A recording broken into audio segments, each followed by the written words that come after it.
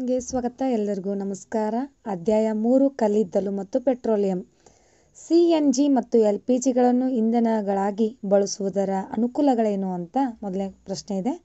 ನಿಮಗೂ ಕೂಡ ಇವತ್ತಿನ ಈ ಒಂದು ವಿಡಿಯೋ ಇಷ್ಟವಾದಲ್ಲಿ ಪ್ಲೀಸ್ ಲೈಕ್ ಮಾಡಿ, ಸಬ್ಸ್ಕ್ರೈಬ್ ಬನ್ನಿ. 8ನೇ ತರಗತಿ ಅಧ್ಯಾಯ 3 ಕಲ್ಲಿದ್ದಲು ಮತ್ತು ಪೆಟ್ರೋಲಿಯಂ. ಮೊದಲನೇ ಕ್ವಶನ್ ಆನ್ಸರ್ಗೆ ಉತ್ತರ ನೋಡೋಣ ಬನ್ನಿ.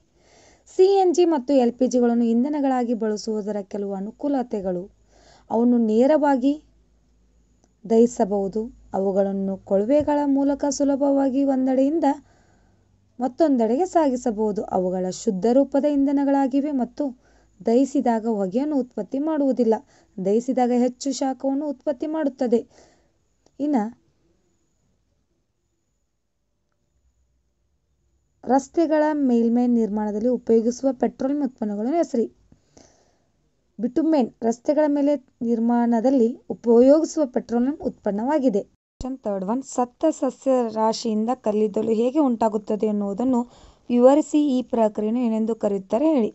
ಸುಮಾರು 300 ಮಿಲಿಯನ್ ವರ್ಷಗಳ ಹಿಂದೆ ಭೂಮಿಯ ತಗ್ಗಾದ ತೇವಾಂಶದಿಂದ ಕೂಡಿದ ಪ್ರದೇಶಗಳಲ್ಲಿ ದಟ್ಟವಾದ ಅರಣ್ಯಗಳನ್ನು ಹೊಂದಿತ್ತು. ಪ್ರವಾಹದಂತಹ ನೈಸರ್ಗಿಕ ಪ್ರಕ್ರಿಯೆಗಳಿಂದ ಈ ಅರಣ್ಯಗಳು ಮಣ್ಣಿನ ಅಡಿಯಲ್ಲಿ ಹೂತು ಹೋದವು. ಅವುಗಳ ಮೇಲೆ ಹೆಚ್ಚು ಮಣ್ಣು ಸಂಗ್ರಹವಾದಂತೆ ಅವು ಸಂಪೀಡನಗೊಳಗಾದವು. ಅವು ಹೆಚ್ಚು ಹೆಚ್ಚು ಆಳಕ್ಕೆ ಹೂತು ಹೋಗುತ್ತಿದ್ದಂತೆ ತಾಪವೂ ಹೆಚ್ಚಾಯಿತು. ಸತ್ತ ಸಸ್ಯಗಳು ಅಧಿಕ ಒತ್ತಡ ಮತ್ತು ಅಧಿಕ ತಾಪದಲ್ಲಿ ನಿಧಾನವಾಗಿ ಕಲ್ಲಿದ್ದಾಗಿ ಪರಿವರ್ತನೆಗೊಂಡವು. ಕಲ್ಲಿದ್ದಲು ಪ್ರಮುಖವಾಗಿ ಕಾರ್ಬನ್ ಅನ್ನು ಹೊಂದಿರುವುದರಿಂದ ಸತ್ತ ಸಸ್ಯವರ್ಗ ಕಲ್ಲಿದ್ದಲಾಗಿ ಪರಿವರ್ತನೆ ಹೊಂದುವ ನಿಧಾನಗತಿಯ ಪ್ರಕ್ರಿಯೆಯನ್ನು ಕಾರ್ಬನೀಕರಣ ಎನ್ನುವರು. ಇದು ಸಸ್ಯಗಳ ಉಳುವಿಕೆಯಿಂದ ಉಂಟಾಗುವುದರಿಂದ ಕಲ್ಲಿದ್ದಲನ್ನು ಪಳೆಯುಳಿಕೆ ಇಂಧನ ಎಂದು ಕರೆಯುವರು.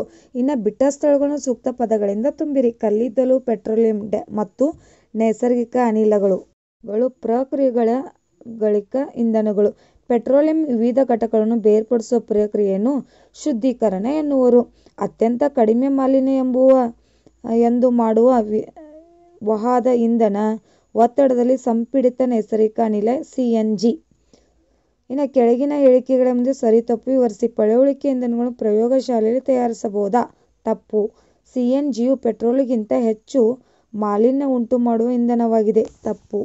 ಅನೇಕ ಕೋಕ್ ಕಾರ್ಬನ್ ಬಹುತೇಕ ಶುದ್ಧ ರೂಪವಾಗಿದೆ. ಸರಿ. ಕಲ್ಲಿದ್ದಲು ಅನಿಲ ಅನೇಕ ವಸ್ತುಗಳ ಮಿಶ್ರಣವಾಗಿದೆ. ಸರಿ. ಸೀಮೆ ಎಣ್ಣೆ ಒಂದು ಪಳೆಯುಳಿಕೆ ಇಂಧನವಲ್ಲ. ತಪ್ಪು. ಪಳೆಯುಳಿಕೆ ಇಂಧನವು ಏಕೆ ಬರಿವಾಗುವ ನೈಸರ್ಗಿಕ ಸಂಪನ್ಮೂಲ ಎನ್ನುವುದನ್ನು ವಿವರಿಸಿ. ಸತ್ತ ಜೀವಿಗಳು ಈ ಇಂಧನಗಳಾಗಿ ಪರಿವರ್ತನೆಗೊಳ್ಳಲು ಅನೇಕ ಮಿಲಿಯನ್ ವರ್ಷಗಳೇ ಬೇಕಾಗುತ್ತದೆ.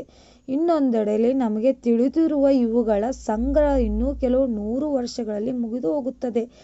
ಇವುಗಳು ಸೃಷ್ಟಿಯಾಗಲು ಹೆಚ್ಚಿನ ಒತ್ತಡ ಮತ್ತು ಉಷ್ಣತೆಗಳ ಅಗತ್ಯವಿದ್ದು ಅವುಗಳನ್ನು ನಾವು ಕೃತಕವಾಗಿ ತಯಾರಿಸಲು ಸಾಧ್ಯವಿಲ್ಲ. ಆದ್ದರಿಂದ ಪಳೆಯುಳಿಕೆ ಇಂಧನಗಳು ಬರಿದಾಗುವ ನೈಸರ್ಗಿಕ ಸಂಪನ್ಮೂಲಗಳು ಎನ್ನುವರು. ಇನ್ನು 7ನೇ ಕ್ವಶನ್, ಕೋಕ್ನ ಲಕ್ಷಣಗಳು ಮತ್ತು ಉಪಯೋಗಗಳನ್ನು ವಿವರಿಸಿ. ಕೋಕ್ನ ಲಕ್ಷಣಗಳು ಕಠಿಣವಾಗಿರುತ್ತದೆ, ರಂಧ್ರಯುಕ್ತವಾಗಿರುತ್ತದೆ, ಕಪ್ಪು ಬಣ್ಣದ ವಸ್ತು. ಕೋಕ್ನ ಲಕ್ಷಣಗಳು ಉಕ್ಕಿನ ಉತ್ಪಾದನೆ ಮತ್ತು ಅನೇಕ ಲೋಹಗಳ ಉದ್ಧರಣೆಯಲ್ಲಿ ಕೋಕ್ ಅನ್ನು ಉಪಯೋಗಿಸುತ್ತಾರೆ. ಇನ್ನು 8ನೇ ಕ್ವಶನ್, ಪೆಟ್ರೋಲಿಯಂ ಉಂಟಾಗುವ ಪ್ರಕ್ರಿಯೆಯನ್ನು ವಿವರಿಸಿ.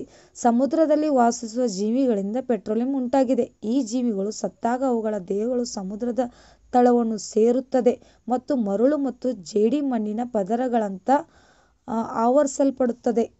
ಗಟ್ಟಲೆ ವರ್ಷಗಳಲ್ಲಿ ಗಾಳಿಯ ಅನುಪಸ್ಥಿತಿ, ಹೆಚ್ಚಿನ ತಾಪ ಮತ್ತು ಹೆಚ್ಚಿನ ಒತ್ತಡ ಸತ್ತ ಜೀವಿಗಳನ್ನು ಪೆಟ್ರೋಲಿಯಂ ಮತ್ತು ನೈಸರ್ಗಿಕ ಅನಿಲವಾಗಿ ಪರಿವರ್ತಿಸುತ್ತದೆ. ಇನ್ನು ಈ ಕೆಳಗಿನ ಕೋಷ್ಟಕ 1991-97 ಭಾರತದಲ್ಲಿನ ಶಕ್ತಿಯ ಕೊರತೆಯನ್ನು ತೋರಿಸುತ್ತದೆ. ಈ ದತ್ತಾಂಶವನ್ನು ನಕ್ಷೆಯ ರೂಪದಲ್ಲಿ ತೋರಿಸಿ. ವಾರ್ಷಿಕ ಕೊರತೆಯ ಶೇಕಡಾವನ್ನು ಅಕ್ಷರ ಮೇಲೆ ಮತ್ತು ವರ್ಷವನ್ನು X ಅಕ್ಷದ ಮೇಲೆ ಬಿಡಿಸಿ. ಕ್ರಮಸಂಖ್ಯೆ ಆಮೇಲೆ ವರ್ಷ ಇಸ್ವಿ 97 ಮಟ್ಟ ಕೊರತೆ ಇಲ್ಲಿವರೆಗೂ ಇದನ್ನ X ಅಕ್ಷದ ಮೇಲೆ ಮತ್ತು ಹಾಗೂ ಶೇಕಡಾ ಒಳಗ ನಾವು ಗುರುತಿಸಿದ್ದೀವಿ. ಇಲ್ಲಿ 1991 ಈ ಥರ. ಇನ್ನು 0ರಿಂದ 14 ಶೇಕಡಾದಲ್ಲಿ ಇದರ ಕಾಲಮಾನನ್ನು ಕೂಡ ನಾವು ಇಲ್ಲಿ ಗುರುತಿಸಿದ್ದೀವಿ. ನಿಮಗೂ ಕೂಡ ಇವತ್ತಿನ ಈ ಒಂದು ಪೆಟ್ರೋಲಿಯಂ ಪಾಠದ ಪ್ರಶ್ನೋತ್ತರಗಳ ವಿಡಿಯೋ ಇಷ್ಟವಾದಲ್ಲಿ ಪ್ಲೀಸ್ ನಮ್ಮ ಚಾನಲ್ನ ಸಬ್ಸ್ಕ್ರೈಬ್ ಮಾಡ್ಕೊಳ್ಳಿ. ಮತ್ತೆ ಹೊಸ ವಿಡಿಯೋಗಳು ಬೇಕಿದ್ದಲ್ಲಿ ಕಮೆಂಟ್ ಮೂಲಕ ತಿಳಿಸಿ. Thank you. ಧನ್ಯವಾದಗಳು.